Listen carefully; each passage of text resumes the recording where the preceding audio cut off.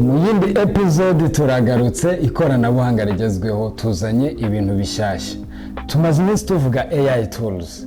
Twavuze ko tuzareba ngo ni gute zino AI dushobora kuzibyaza umusaruro.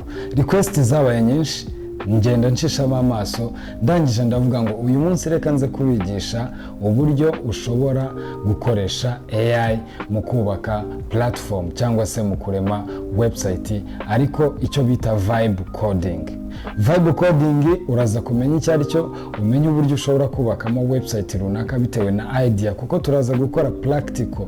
Turaza kubaka website ya ONG, non-profit organization, twubake platform ya portfolio y'umuntu runaka, ashobora kuba ari umuvideographer. Turaza gukora the real example, tuze kubaka ndetse n'indi website umuntu ashobora kuvuga ngo iri extended website, ishobora kubaka izindi website. Iyi ngiyi ushobora kwifata nka software as service platform, handi ushobora kubaka ikintu umuntu ashobora kuza akajyaho agakora sign up, yamara gukora sign up akavuga ngo okay, ndashaka ko unyubakira website portfolio imeze gutya na gutya. Cyo sabwa ni kimwe, ni ukugumana ku ikoranabuhanga rigezweho, ukabwira n'abandi ngo eyo muze murebe biri ku ikoranabuhanga rigezweho, turimo kwiga something new.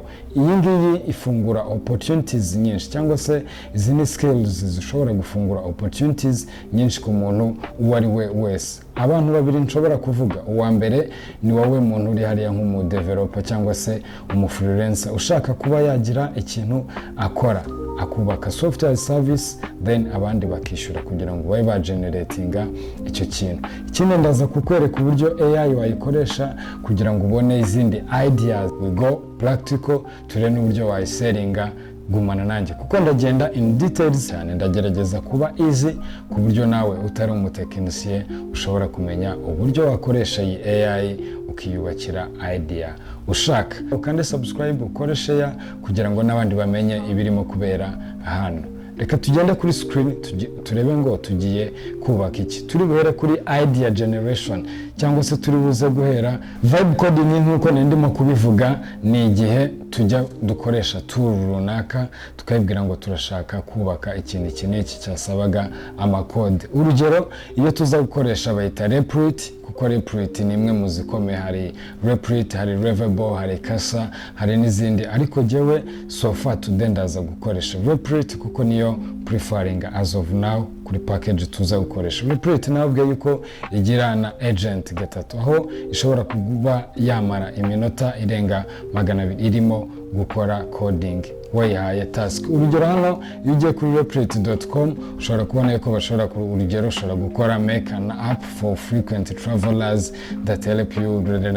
Hano ushobora kubaka nyine ikintu cyose waba ushaka, cyangwa se ukandika prompt. Hano iyo mvuze prompt ni ya idea y'ikintu wowe ushaka kuza kubaka. Ntushobora kuvuga uti okay, wenda ndashaka gushyiramo idea yanjye, ndashaka kubaka website y'umu videographer portfolio. Niho ushobora kuvuga uti ndashaka gushyiramo ibi n'ibi. Hano kwa attachingaho file ni igihe ushobora kuba ugiye kwa attachinga cyangwa se gushyiraho nka reference, yaba ari prompt yaba ari n'ikindi. Tujye kureba uburyo ushobora gukoresha ChatGPT ukabona prompt bikoroheye, utiriwe bikugora ngo ube wateguye cyane.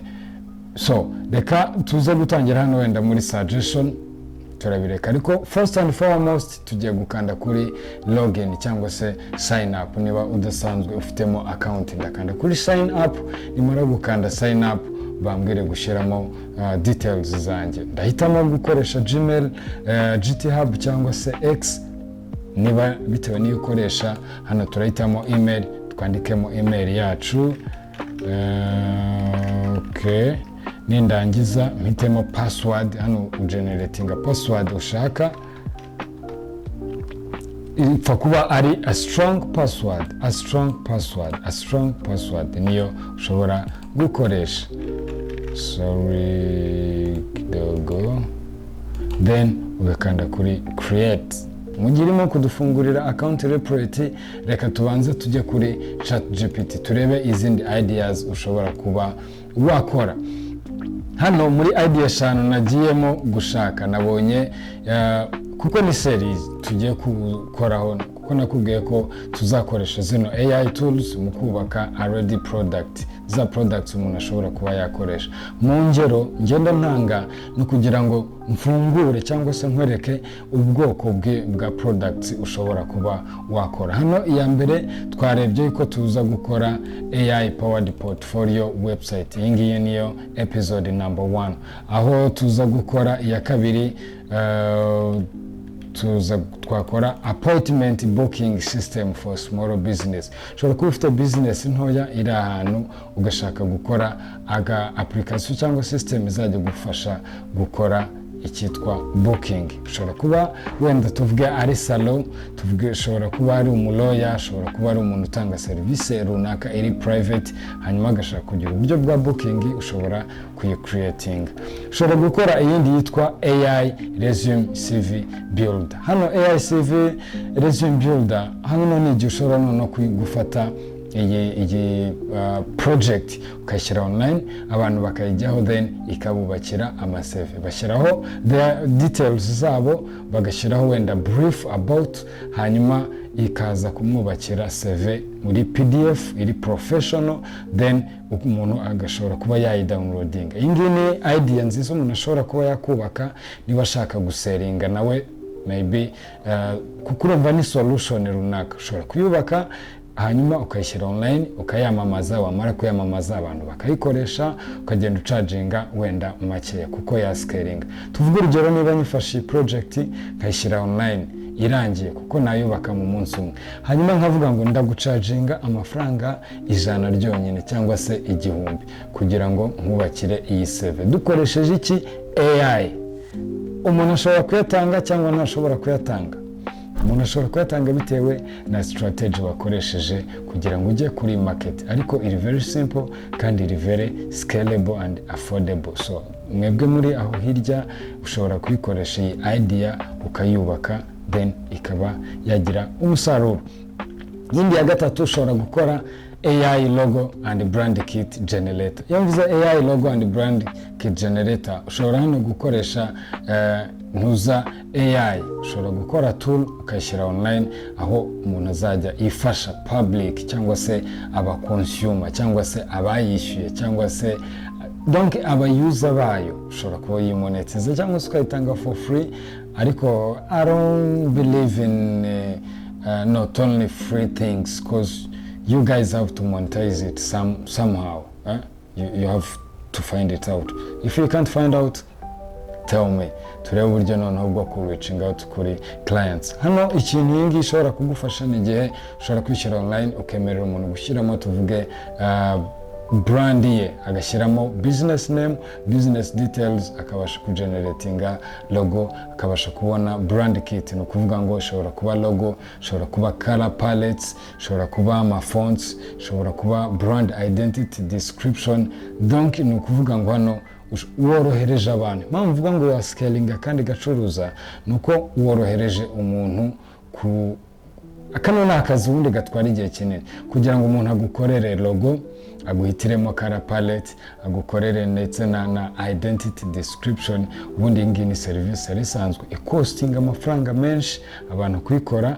So rero ndumva niba wenda byari biri hagati y'ibihumbi 50 n'ibihumbi 100, ushobora kubaka iyi tool ukoresheje AI ukayishyira online, noneho we ugacaginga abantu ibihumbi 5 gusa cyangwa se 1000 gusa. Why not?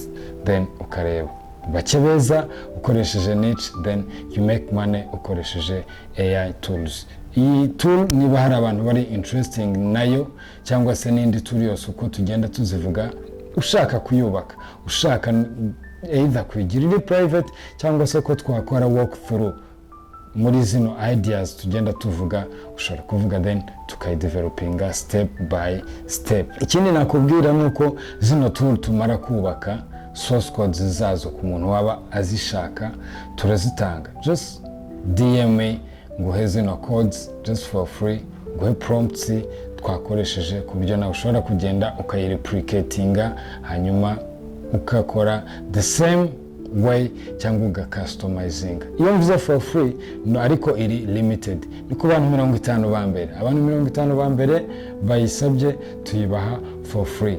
muri comments cyangwa se muri DM niho ibyo bintu ubishyira kugira ngo bite nkoherereza zino projects zose ndetse na prompt ziri ready to paste kugira ngo ube kubaka website nk'iyi. Indi project ya gatanu ni invoice and receipt generator for freelancers. Tuvugira mu freelancer uri hariya hirya nkanjye cyangwa se nka Kizbi uri hariya hari akazi ukora utanga serivisi runaka, then urashaka kugira ngo woroshye ibintu uzajye utanga invoice mu buryo bworoshye, mu buryo bwihuse, direct generating.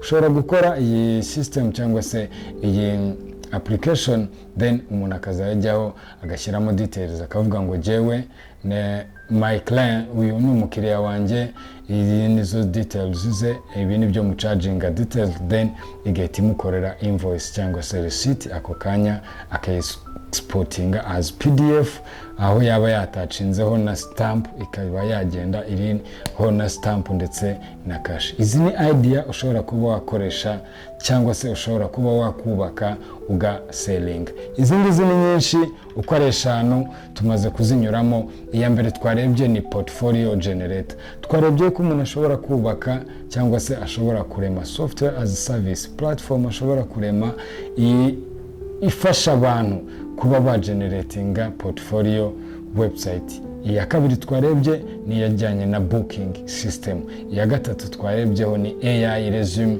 builder, aho umuntu ashobora kubasha kubaka cyangwa se gukoresha AI yawe, platform yawe washyize online ikamwubakira CV cyangwa se resume.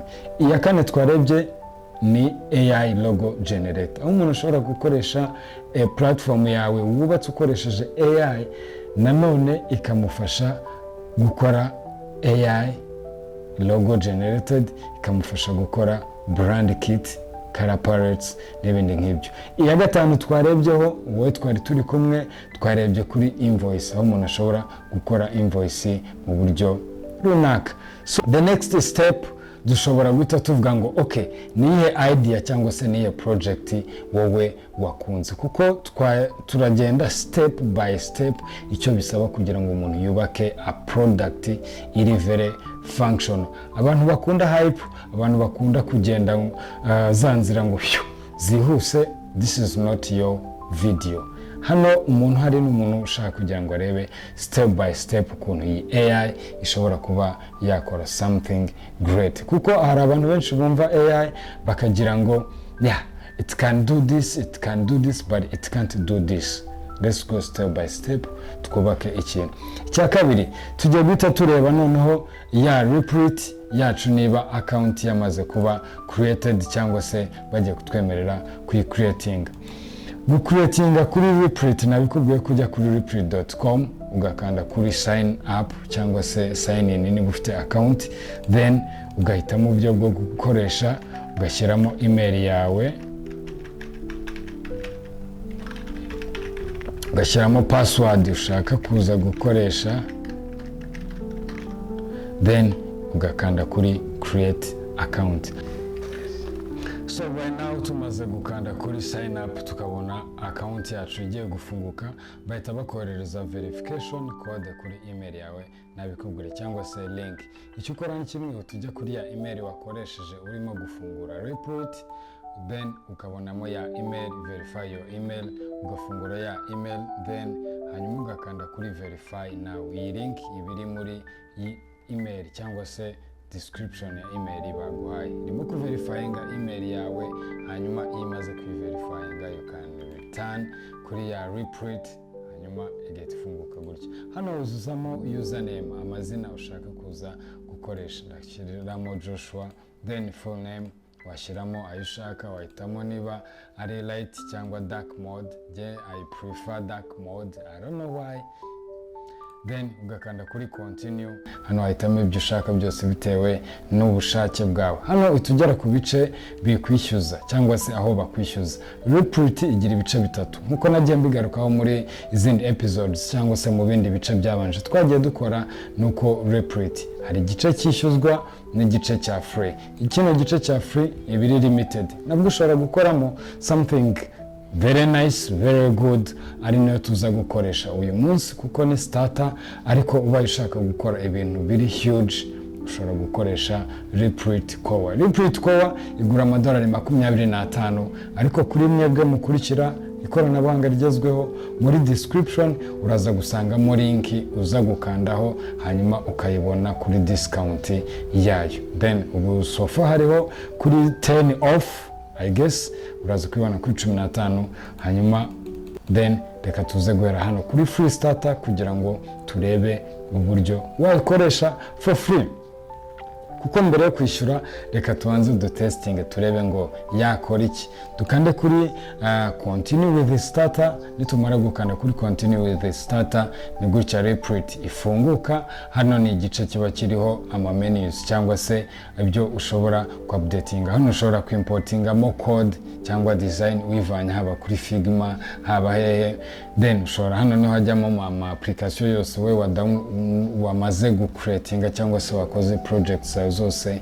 Hano hazamo ama application wamaze gupublishinga, kuko ya software wakoreyemo hano muri Replit biranashoboka utiriwe uvamo kwahita unayipushinga cyangwa se wishyura ikabiri live online, abantu bakayikoresha za features zose ziriho utabanje kuvuga ngo wenda ugiye kubanza kwikuraho ujye guhostinga. Niyo mpamvu nkunda Replit bitandukanye n'izindi vibe coding platforms cyangwa se izindi tool nk'iyi ngiyi zikora kimwe, kuko inyinshi muri zo usanga bigiye kunsaba kubanza kuyivaho nkajya outside guhostinga ahandi cyangwa se kudeployinga ahandi hantu.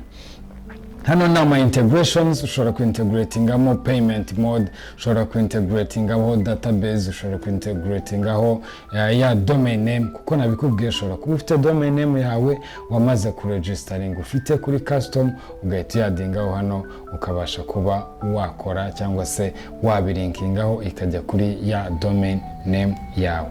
Zino nizo nyinshi zirimo.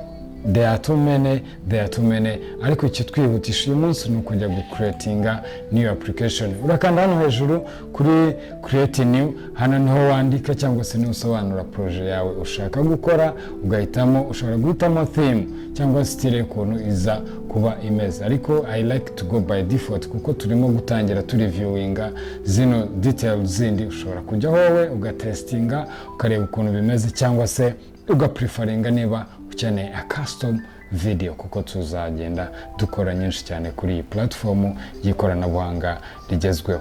Ushobora guhitamo hano yuko ushaka gukora web application, ushobora guhitamo yuko ari data app, ushobora guhitamo yuko ari 3D game, ushobora guhitamo yuko ari genre cyangwa se ugahitamo agents and automation. Hano ni ingaruka kuri agents and automation, nacyo ni ikindi kintu kiri very huge. Urugero, hari platform ndimo gukora izajya ibafasha cyangwa se mu automatinga sales. Ikintu cyose ushobora ku automating, ushobora kushaka automatinga sales, ushobora kushaka automatinga leads generation, buri kintu cyose utekereza usanzwe ukora mu buryo buri manual ariko ukaba ushaka kiba mu buryo buri automatic. Tuzareba ideas nyinshi zitandukanye. Then hano tuza gusobanuriramo icyo dushaka. Tugiye gutangira na web application cyangwa se turashaka gukora website. Tugiye kubigenza gute? Tugiye kujya hano kuri ChatGPT, then dukoreshe prompt runaka, tuvuge tuti generate Replit vibe coding prompt to build the portfolio website for notary service provider in Rwanda. Hano impamvu hano kuri for notary service provider in Rwanda, nawe ushobora kuba creative.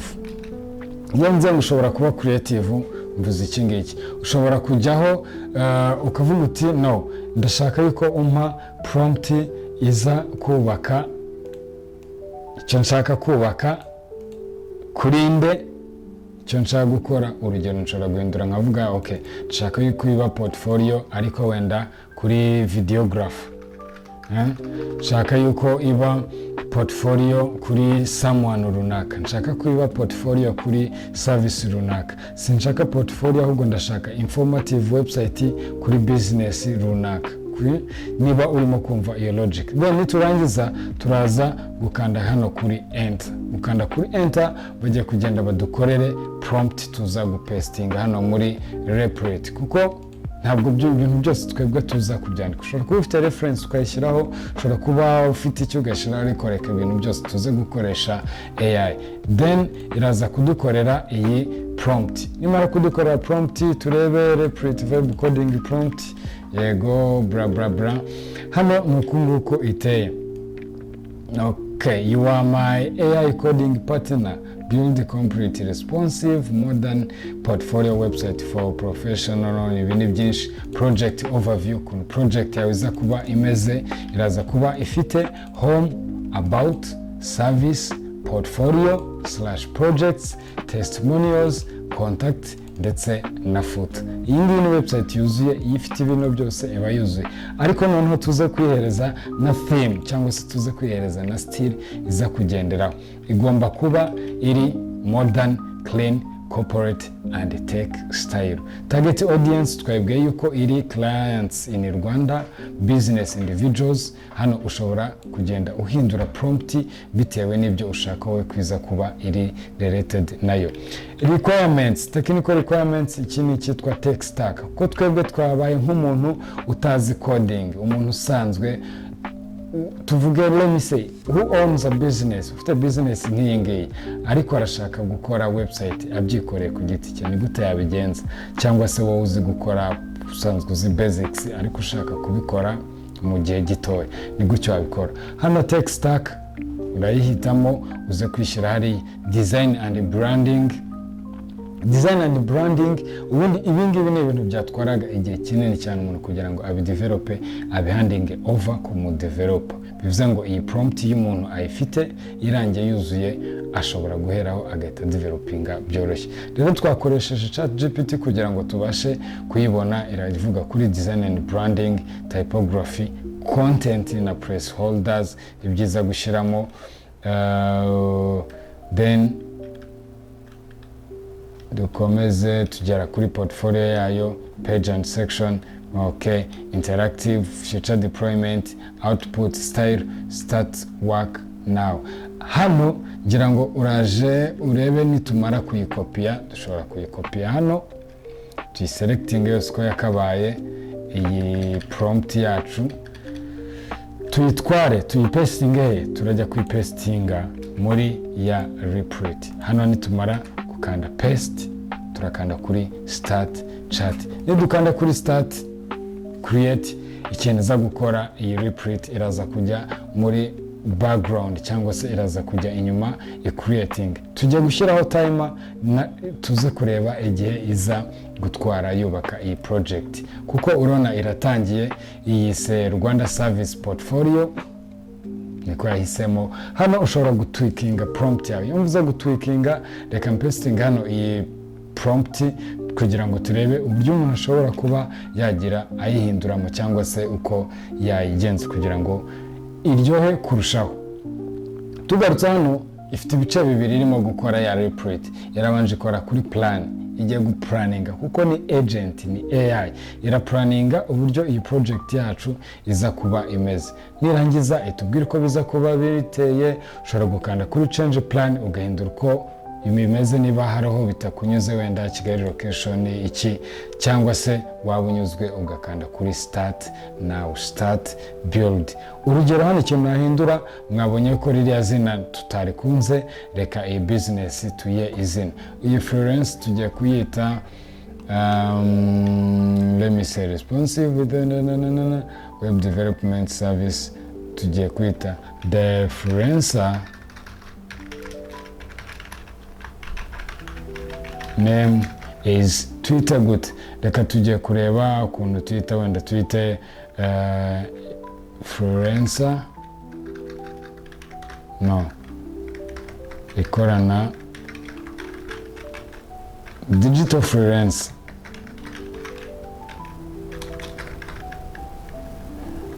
digital free Rwanda, digital free Rwanda niyo ntuza brand yacu tugiye guhindura. Turebe niba yahindura, ukigiye guhindura nanone business mode cyangwa se business plan cyangwa se designing plan yacu tugiye gukoresha. Nimara kuyanalizinga ira updatinga. Hano nkoresheje iyi just request, nawe ushobora gukoresha iyindi bijyanye na project urimo kubakaho, hanyuma wamara kwishima ugakanda kuri start now. Nituza gukanda kuri start now, urabona yo iracyarimo gutekereza cyangwa se iracyarimo gukora ibyo twayibwiye, kuko ihita ihindura ya project plan yose, ikupdatinga ikajyana n'iyo request nshyashya uyihaye.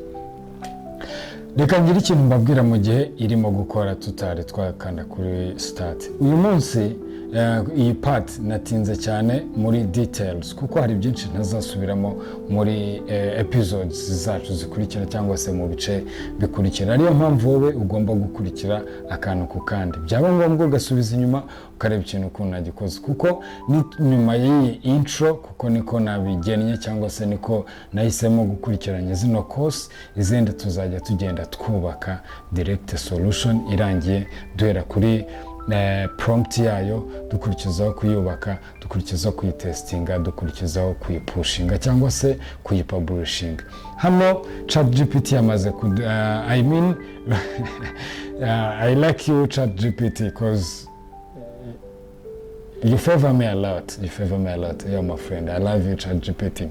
So dukomeje mu Muri Replit tugakanda kuri start now, twamaze gukunda iyi plan iraza guhita itangira kubaka. Igabanyamo ibice bitatu, tumara kuze iminsi tubibona. Igice cya mbere naho ibifitiye plan y'ibyo irimo gukora. Igice cya kabiri naho ushobora guhitamo tool yo kureba. Niba ari preview, hano dukanze kuri start designing, urabona yuko ibyo irimo gukorera. Tubwira ngo hano preview iraza kuba visible cyangwa se iraza kugaragara mu kanya. Hano hari izindi tools ushobora gukandaho ugahitamo maybe publishing, za integration nababwiye, database, storage, authentication n'ibindi. Ariko ngarutse kuri ba bantu batari aba developer, kuko nakubwiye ngo turimo kurebera ku bantu batari aba developer cyane kugira ngo nawe urebeho.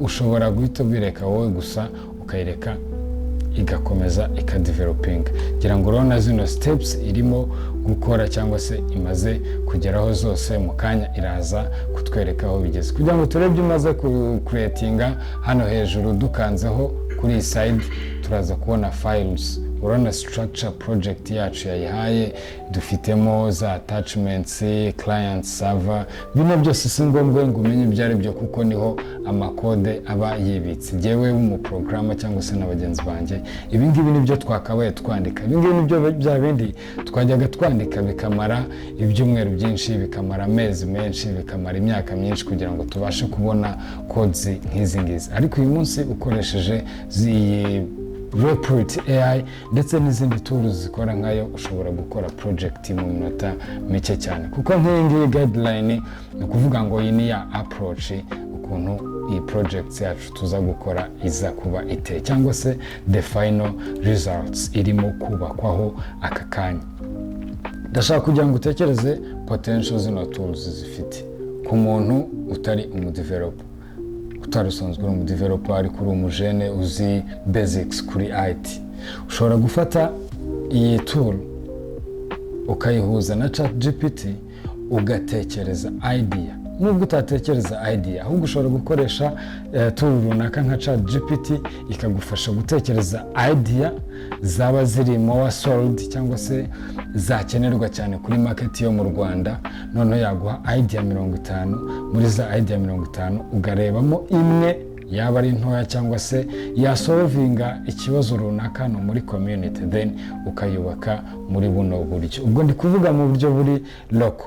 Tuzareba cyangwa se dushobora no kureba nitubona time, namwe mubaye mubishaka ahandi hantu wakura gig zo kudevelopa gutya, nko kuri Fiverr, kuri freelancer, aho ujya ugasanga wikiraka umuntu avuga ngo ndashaka kudevelopa wenda portfolio website yo kuma yanjye gusa nk'ingi turimo gukora hano, hanyuma nirangira nzaba nishyura aya n'aya. Then ushobora kugenda ukayifata, kuko we ikintu aguha iyi document yose irangiye, design guideline irangiye, ukaba wayipestinga bakagukorera development. Nitugaruka hano kuri preview turareba hari ibintu bagerageje kudevelopinga. Okay, elevate your business idea with, okay, that's okay. Reka mere nk'abayiminimayizinga iriya kugira ngo turebe ibyo irimo kubaka live. Hano urabona file zose bubatse, ngira ngo urabona uburyo irimo kugenda ihinduka, urabona uburyo iyi design kuri screen birimo kwikora, ntabwo nigeze ngira ikintu nkora na kimwe, irimo kwiyubaka step by step. Kora subscribe ku Ikoranabuhanga Rigezweho kugira ngo utazajya ucikanwa please, kubera yuko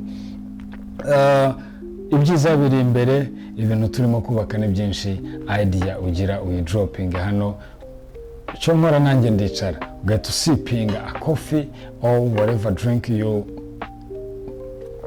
of your favorite, hanyuma ugakodinga vibe coding. Iyi ni Ikoranabuhanga Rigezweho, ndi Joshua G Hobby, gusaba kuzajya ubana nanjye buri gihe. Iyi ni project turimo kubaka, urabona umwanya ushize ngiye kureba ngo niki bamaze kubaka kuko irahagaze. So niba ihagaze, iyi ni preview cyangwa se iyi ni design yayo igaragara. Kugira ngo tuyirebe neza, turakanda kuri kano kantu ko hejuru kugira ngo ibe previewed muri new tab. Mu minota mike yamaze ndimo kuvuga, reka turebe ngo ingana gute. 4 minutes of work ni ibingibi yamaze gukora. Yubatse platform isa gutya, digital freelance, digital free Rwanda. Dore ngiyi header ifite home, tugiye gutestinga turebe niba bino bintu byose bikora, kuko tumaze kureba website twubatse. None nawe uraza kumbwira agaciro waya. Dukanze kuri home, iyi ngiyi ni home yayo, dore preview yayo, wow, section about digital Rwanda. Uribuka ko tutigeze tuyiha copy cyangwa se brief about us yagiye ikora, based in Rwanda, yubaka biriya byose Kigali Rwanda, hani hagenera ifoto, hanyuma core competencies cyangwa se ibyo dukora kurusha ibindi, harimo web development, UI UX, digital marketing. Iyi ngiyi ndabona ari competitor wa Get Rwanda, cyangwa se undi muntu waba utanga serivisi nk'iyi ngiyi agashaka kubaka iyi website. Ni gutya kaba kameze ku mu freelancer, why not? Kora web design, digital marketing, IT consultants, bra izindi section ngizi, showcasing ama service yawe wagiye ukora, dore testimony nk'uko bagiye babitubwira, dore get in touch, ushobora guhamagara, dore contacts, Kigali Rwanda, amasari open, ndetse na footer yayo. Ngizi page zose zirakora, 1 2 3 4 5 6 page 6 tuzikora. Hayame, nidukanda kuri hayame turasanga imeze gute, turajya kuri ya contact page. Iyi ni website dukoze mu minota 4. Niba wayikunze cyangwa se ubaye wayishaka, muri comments ubimbwiremo, kuko nemeye kubahereza free website 50 ku bantu ba mbere. Zino ziri landing. Twahereye kuri ngiye, nawe niba ufite idea uze kuyidropinga kugira ngo tuyubake, tuyiguhe for free. Nidusubira inyuma hano muri Replit, urabona ko batubwira ngo okay, ese ushaka gukomeza gukora kuri design cyangwa duhita twubaka functionality. Kuvuga ngo twubake functionality nuko umuntu naza gukanda kuri email iza kugenda, umuntu nakanda kuri wenda payment ikaba yaba successful, byose wabyubaka ukoresheje iyi Replit. Hano urabona usage twakoze just mu minota 4 dukoresheje 26%. Urumva ibindi byose byaba bisigaye yuko twanarenza muri iyi minota. Dushobora kuvuga no, reka dukomeze dukore kuri izi design cyangwa se izi artwork, wenda tuvuge tuti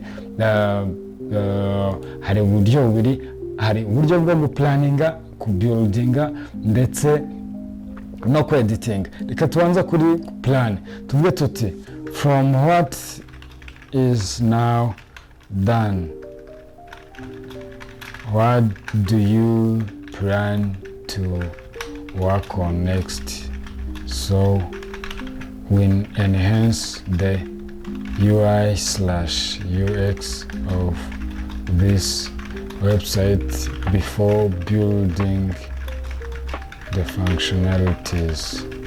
Hano igiye gukora plan y'ikintu twakora kugira ngo iyi UI cyangwa se iyi website yacu ize kuba isa neza, ize kuba irangiye mbere yuko twubaka za functionality. Kuko ngira ngo urone iragaragara gutya, of course as of now ni neza, wayilauncinga, ariko ndashaka kugira ngo noneho tuyiyongeremo akantu tuyigire more beautiful cyangwa se ibe more modern ku buryo iri convincing. Iyi ni website umuntu yakaba yagura ku mafaranga menshi cyane, ariko wishaka just DM ubundi tuyige for free cyangwa se n'indi ijya gusa nayo. Kwibutsa yuko izino episodes cyangwa se iyi series turimo gukora iri sponsored cyangwa yatewe inkunga na Get Rwanda. Get Rwanda ni umufatanyabikorwa mu ikoranabuhanga rigezweho rya none, aho bagufasha kubona serivisi z'ikoranabuhanga.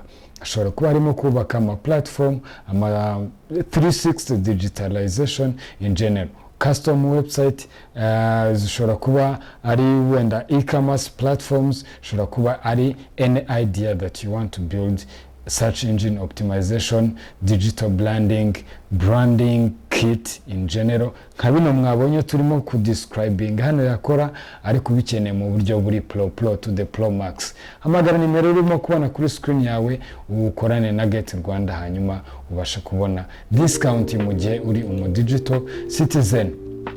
Anyway, ngira ngo murabona iyi ngiyi ni plan mu masegonda 51 imaze irimo gutekereza. Dore ngiyi ibyo yahinduyemo, just tubwiye ngo ize kutwupdatingira UI UX. Twabibaje ngo niki kiburamo, iravuga ngo ibireba inyuma cyangwa se bigaragara haraburamo dark mode toggle, kaburamo enhancing animation, micro interactions. Bino byose woshobora kubisoma. Mwabonye ko nta hantu twigeze duhurira na coding cyangwa se ngo tujye gukora ama code. Think of in a wider way, ubitekereze mu gice kinini. Ushobora kubitekereza nk'umufluencer ari bangarukaho, kuko of course turi targeted kuri mwebwe ba youth, abateen, Gen Z. Yo amahirwe mashya yo gukorera cash online ari hano mu ikoranabuhanga rigezweho. Iyi ni modo ushobora kuimplementinga ukaba wakorera cash utari digital agents, ukaba wakwaninga a lot. Zino skills iyo zibaho back then cyangwa se zino tools iyo zibaho maybe mu myaka hagati y'5 n'10 ishize, ndabizi neza inkuru ntabwo yakabaye ari nk'ingi muri tech industry mu Rwanda, ariko turacyarimo kubigarukaho kuko biri basic, nibwo bikiza, nibwo akiri bishya. Rero it's the right time kugira ngo ube wa taking over. And so tumaze kurangiza platform yacu, ngira ngo murabona yuko isa a very beautiful. Reka dukore refresh turebe icyo bahinduyeho mu byo bari batubwiye bagiye guhindura. Then ngira ngo urona ira moving very smooth, ariko hari ikintu maze kubonamo. Ngira ngo urona yuko nta mafoto ifite, kandi kujya kuri website isa gutya idafitemo byiburi foto n'imwe, hari ukuntu biba bitarimo more attractive. Rero ikintu tujya gukora, tugiye kubwira iyi Replit kugira ngo twongereremo amafoto, kuko hano hantu ntakwiriye kuba hari ifoto, hano hantu hakwiriye kuba hari ifoto, hano ahandi hantu hakwiriye kuba hari ifoto. Then kugira ngo istyling neza bino bintu, tujye gusubira hano kuri Replit, dukomeze kuri okay, tuyibwire ngo one more thing to go. The website to improve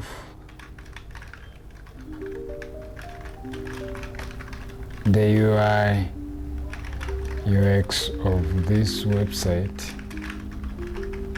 Please add images where necessary.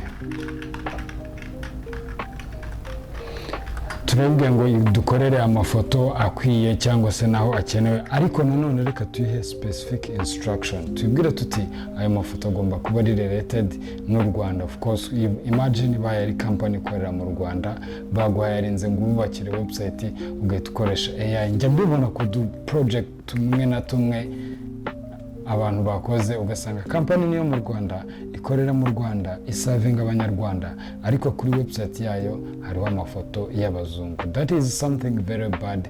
This is how we are going to solve that question kugira ngo bibe bimeze perfect.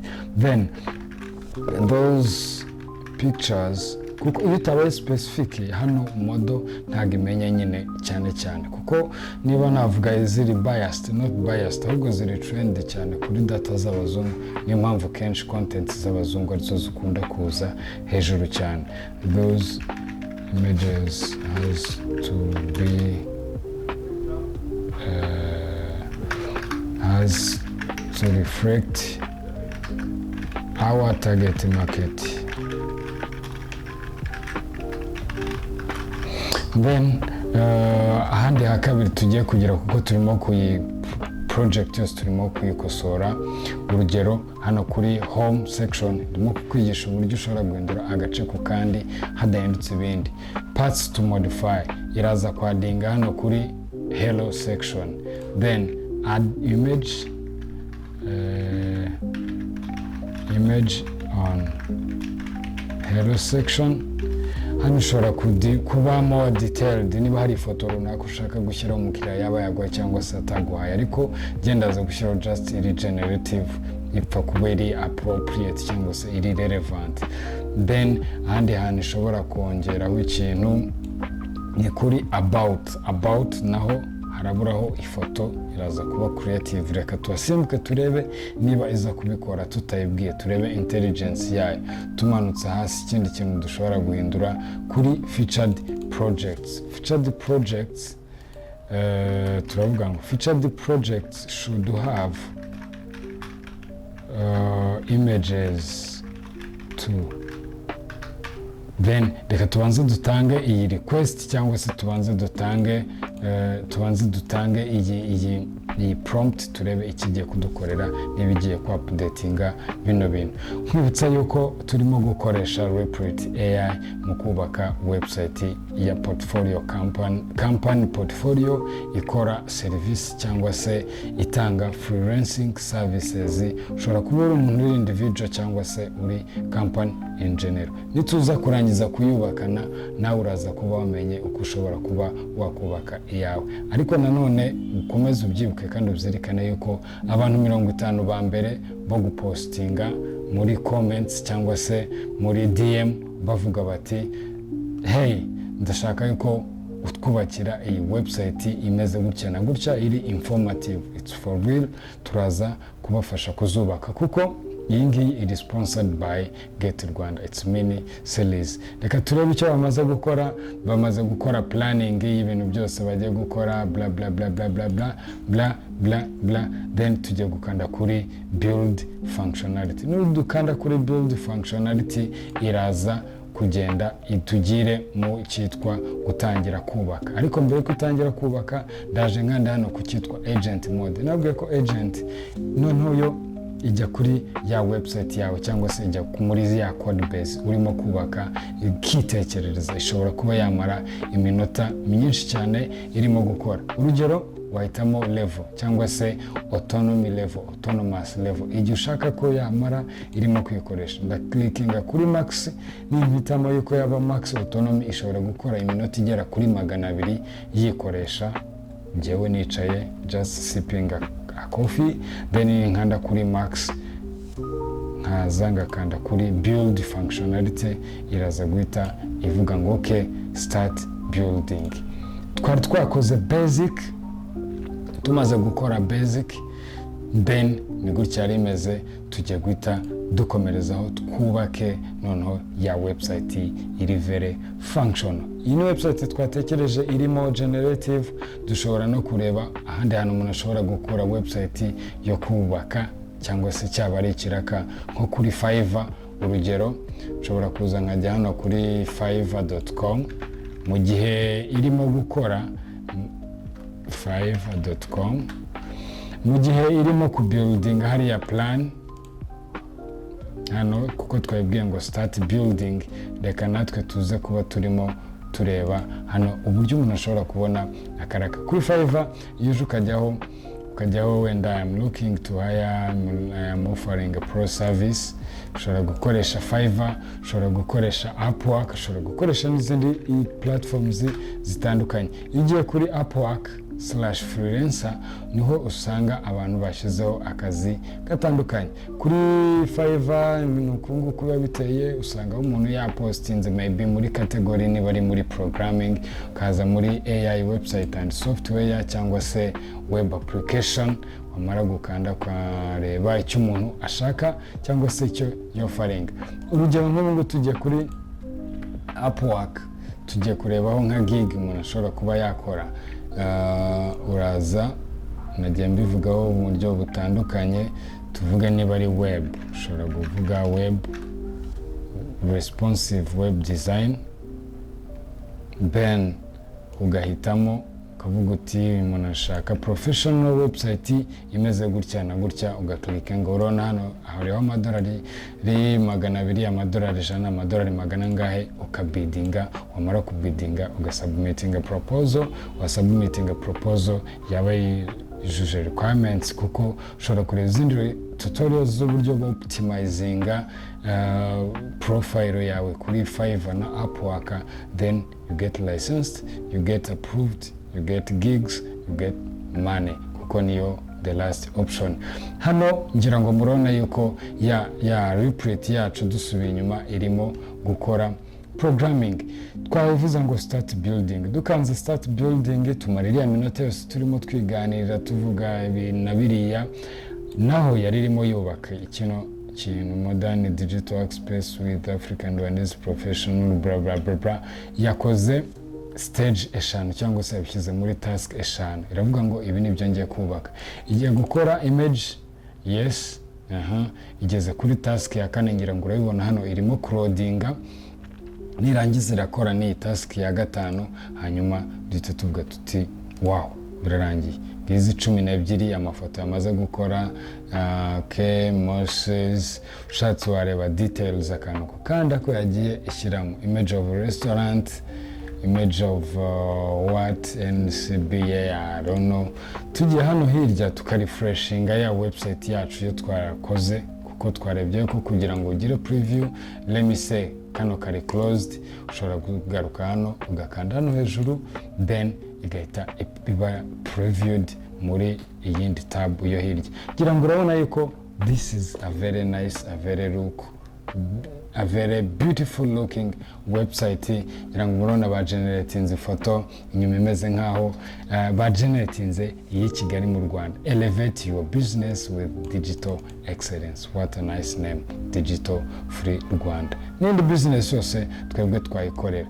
Then tumanuke hano ntayo badushiriyeho, ariko turanze tureye kuri featured projects. Ngira ngo murabona bagiye badukorera, kuko izi ni templates dushobora kuba natwe twagurisha the next day. Think how wide this something is.